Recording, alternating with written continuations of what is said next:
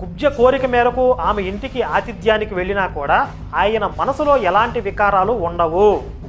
వారి వారి అభిష్టం మేరకు వారు చేసుకున్నటువంటి తపస్సుకి ఫలితంగా, వారు నోచుకున్నటువంటి నోములకి, చేసిన పూజలకి ప్రతిఫలంగా, అనుగ్రహంగా వాళ్ళని అనుగ్రహించాడు తప్ప ఇందులో శ్రీకృష్ణుడి యొక్క ఇష్టాయిష్టాలు లేవు.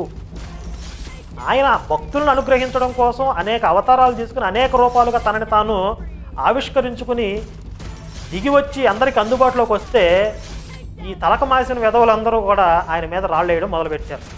శ్రీకృష్ణుడి వివాహం చేసుకున్నటువంటి 16,100 మంది ఆ సందర్భం చూసినట్లయితే వాళ్ళందరూ కూడా నరకాసురుడి చెరలో ఉంటారు. శ్రీకృష్ణుడు నరకాసురుడిని సంహరించిన తర్వాత వాళ్ళందరినీ వారి వారి స్వస్థలాలకు వెళ్ళిపోమని చెప్పాడు.